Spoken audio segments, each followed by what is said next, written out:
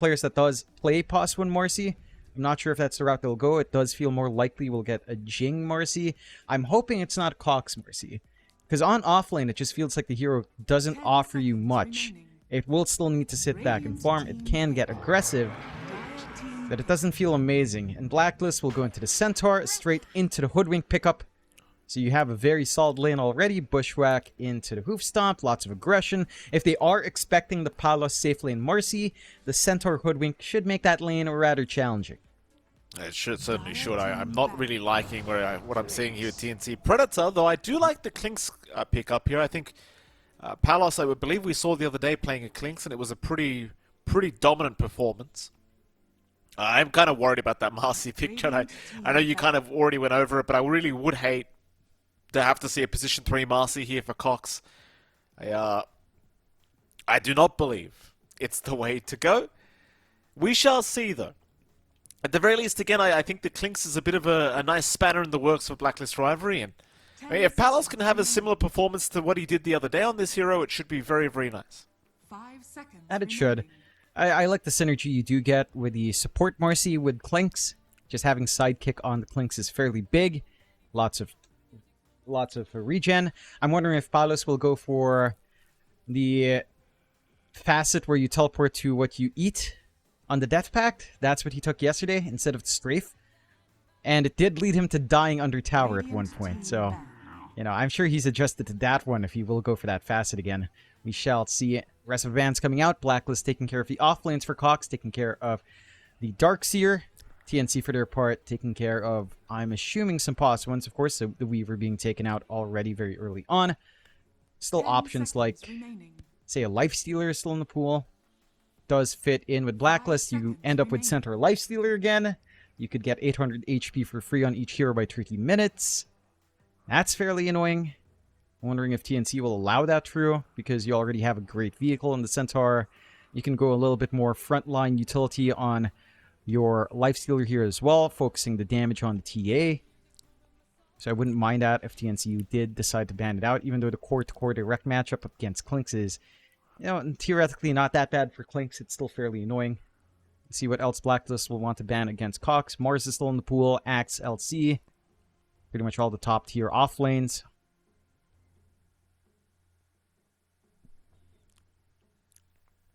Well, they'll continue thinking here, Blacklist. One more offlane ban to go. Hopefully one more offlane ban to go.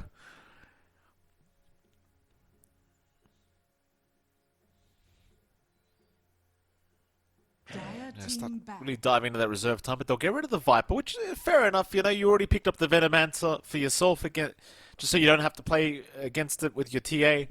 Get rid of the Viper as well, just to ensure they don't really have the greatest ways of controlling this Templar Assassin throughout this game. TNC Predator. 10 seconds remaining. Still looking to ban out another position 1, I do believe. Remaining.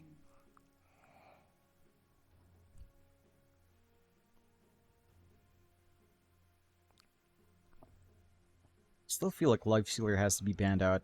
You don't want to play against Centaur Lifestealer. They'll take care of the Gyrocopter instead. So Blacklist could gun for something like the LS. They'll go with the Axe on TNC. Decent enough solution for the TA.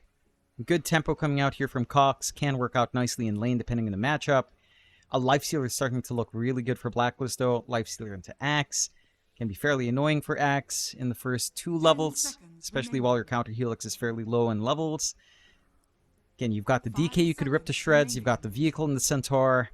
You've got a lot of HP with Centaur and Lifestealer up front. You've got the follow-through from the TA in the back. Wouldn't mind it if Natsumi went that route here. Other options, maybe something like Troll. It's still available if you want, although Troll into Axe sounds miserable. We've seen that before. Is not the way you really want to go. There's a cheeky Meepo pickup if they wanted, but it's also into the Axe. But some teams do seem to think that's not an issue. It was TNC who thought it wasn't an issue last time. So maybe Natsumi feels the same way, who knows? They do go for the Ursa pickup. I do like myself an Ursa pick against the Axe. I think it's very nice here for Natsumi. We've seen the Ursa being picked up here and there, and I think it's actually a pretty strong hero at the moment. I don't think it's bad at all. Especially against the draft that TNC Predator have picked up. It does feel like the perfect pick here for Blacklist Rivalry. What are you thinking here, John? I think it works out nicely for Blacklist. My one concern for the Ursa is maybe some kiting potential down the line. Outside of the call from Cox is going to be 50-50. The Blade Mail can do a lot of work. It does go to one-man army for a little bit more strength just to survive through, rather than attack speed, because I think you'll just die a little bit too fast. Especially pre-Blade Mail there for Cox. The lanes for Blacklist Rivalry should be fairly strong, though. Like, you're talking about an Ursa Veno, a Centaur Hoodwink. Those lanes should hold steady no matter what. They've got a lot of good play. I don't see how much Axe Marcy can really do up against the Ursa. It just feels very threatening. Zhao should be free to just play with the Venomous Gale. Should be no issues in just applying Safe Harass. Double melee into a Venomancer lane never feels good. I will say Blacklist probably are on top in terms of the draft. There are ways to play for TNC. They'll have to show us a way to recover from, especially a potentially slow lane for Cox. Because it does feel like the Axe, if it does slow down and say the Blade Mail blink timing, you'll end up with the same issues in game 1, where the blink BKB timing for Cox was a little bit slower than what you'd want it to be. Still, it feels like it's all down to how well Cox lanes go. Because that's the one that can really turn around. Like, if you get a quick blink Blade Mail, then you're fairly happy with this lineup. You can still bully out the TA, you can still bully out the Ursa to an extent. You can try to get some early dunks, tank up, and become unstoppable. But again, if it's a slow start for the Axe, this Ursa scaling up is going to be a massive threat. Again, your backs are against the wall here for TNC. Blacklist cozy enough with one win up. Do you see the confidence from TNC coming out? They are spamming out the bleed lines, but it's only really Jing and Cox. Cox wishing luck to Natsumi. Kuya John. Kuku saying, no, they'll have ramen later. They'll eat later. All right. Gavin says, okay. Very nice. Go game 3 first, Kuku says.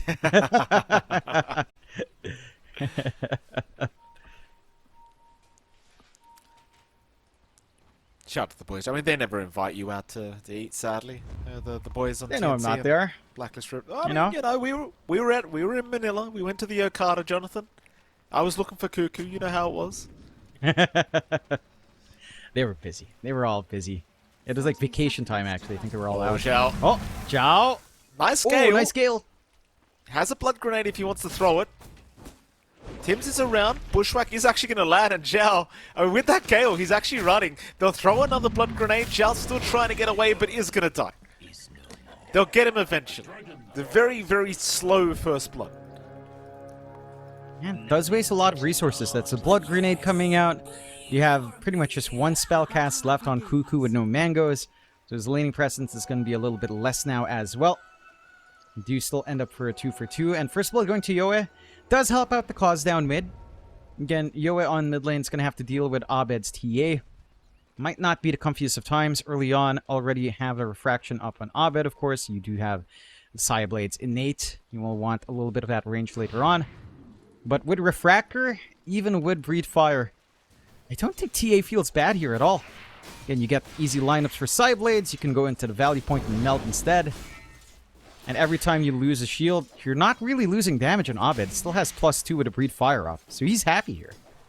I'm just looking at top lane. Palos is taking so much damage on the Clinks. And it's a pretty hard lane for the Clinks to try and deal with as well. It's like Gabby, every time Palos does come close, can just go for a hoof stomp. Tim's is always just behind the tree line, ready for a bushwhack. Cuckoo's going to be very cautious as well, because he moves like an absolute snail, so not too hard to land a nice bushwhack into a hoof stomp. This could be a very challenging lane for TNC. I mean, even as the levels go up, it's not going to get that much easier. That it is. I do feel like the output of the Clinks does get pretty scary once you hit level 3, level 4. So you have that counterplay. It also comes down to whether or not Gabby will want to go into the Retaliate just to prevent some of that aggression from TNC. That's a big part as well. It's not something Centaurs tend to want to go into, but it could be necessary considering double ranged. And again, this burst potential that the Clinks does always have on hand. What about that bottom lane? Now, Natsumi and Zhao going up against Jing on the Marcy for now. Of course, we did lose our Axe, so Cox is going to have to make a bit of a TP back towards the bottom lane, but he did end up dying to Natsumi just a little bit earlier on.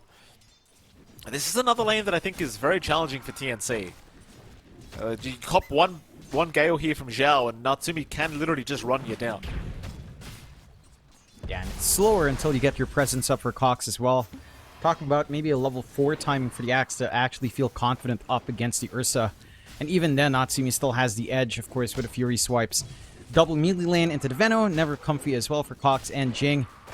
But there is some good synergy. If they can get a good rebound into a dispose and maybe a call, things can start to lock up. It's just committing onto Ursa as an Axe early on pre-blade mail never feels good. So we'll have to see how much TNC will try to push there. So far, the lanes are looking nice and clean for the side of Blacklist. Gabby finding a lot of CS up top. They're having a stable time for Natsumi bot. It's only the mid lane that's slowing down, but it is still DK versus TA. And despite all the boons TA does have, there is still a threat from the DK. Yoa going so aggressive here. He gets a refraction off just in the nick of time here, Arbit, and he has a meld strike if Yoa wants to keep chasing. He will not. It was a very close call here for the TA.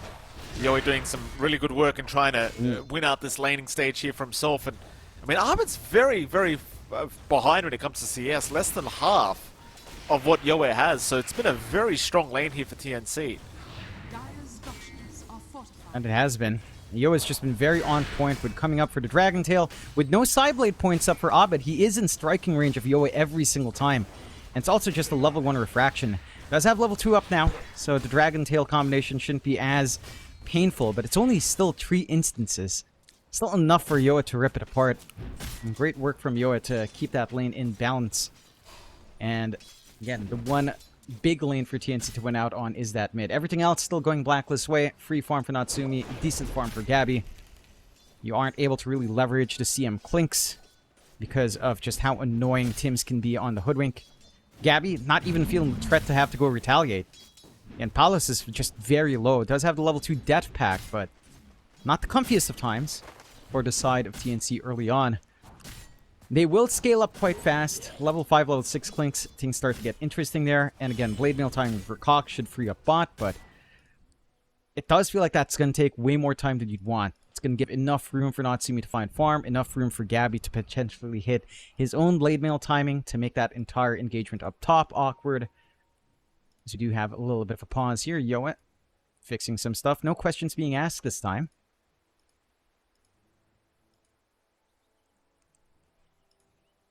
Very quiet here with the two boys. Nobody asking too many questions as we do have the go ahead. I think there was a bit of a lag issue there for a second because I had a disconnection as well from the server. Zhao gets called here bottom lane. Natsumi is going to try and intervene. He already got the Gale off, so they can keep going. Bushwhack is out onto Jing, but of course Natsumi wants Cox first. We'll get the Cox, and now Jing also in danger. It'll be a double kill here for Natsumi.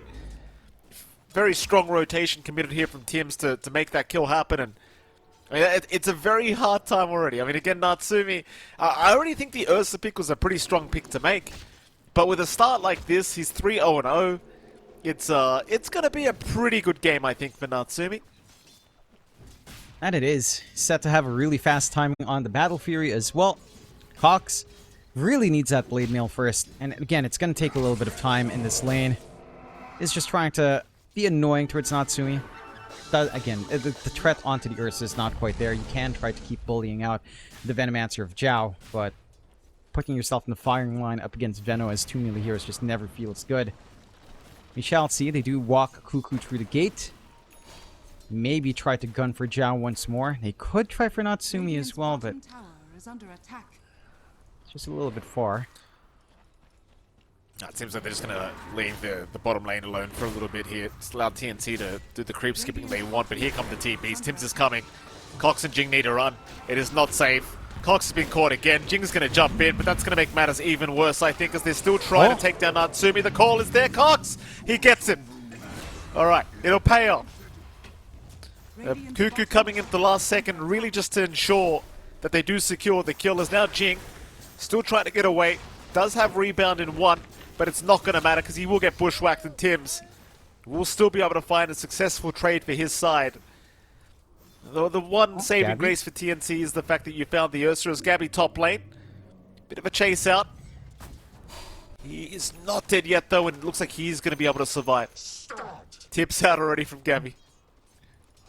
Rotation for Yoa just doesn't pan out. That's his first dragon form being committed to try for a kill. So he's not applying pressure on that tier 1. He's giving Abed room to just soak up. Abed gets rune control on top of that as well. Amplify damage rune going his way. Still has the jungle to always fall back to. Overall, you're really happy right now in Blacklist. They're diving pretty deep for Cox. They certainly are. Cox, he's going to be okay. Instead, they might have to settle for Jing, but Cuckoo is around to help out.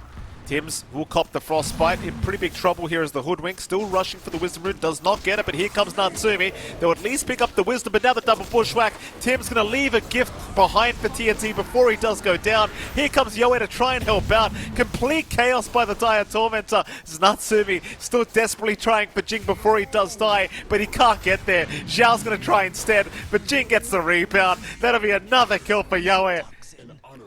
What a mess. What an absolute mess as Natsumi will hand over the tip to Yoe for saving the day here for TNC. Dire's bottom tower has fallen.